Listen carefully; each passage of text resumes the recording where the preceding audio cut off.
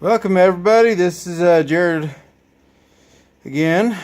This will be part 2. I've been working on my G0704 mill. As you can see, this is the top plate. And here's my intermediate gear. And I basically used a boring bar, a small one that I got in a lathe kit and stuff like that. And I trimmed out a piece of high-speed steel that would do it. And it's just for this one too. And it's not super the best because it's obviously some sort of homemade thing, but that way I can put the the jam screw in there and have the keyway to do that. So here's where I'm at, because this gear is a little bit too tall compared like this.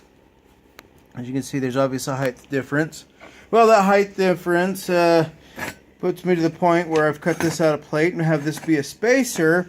And then I'm just going to use some longer screws. So I'm going to go and put this on here and see what kind of clearance. And pull these out.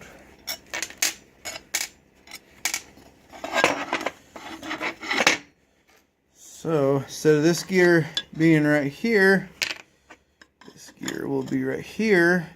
But obviously it was hitting the top of this. This plate wouldn't go down all the way. So I measured it and needed about 200 thousandths or so, and that gave me, this plate should give me about that. I'm just gonna have to go and get some more metric, but almost quarter inch, a little bit longer than that. Of course I have to do the metric conversion, but that's where I'm at.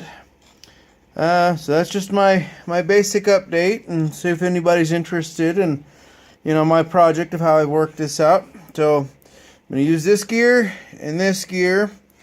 I'm gonna use this plate with a spacer. I'm going to go install it and see where we're at. Thanks for watching.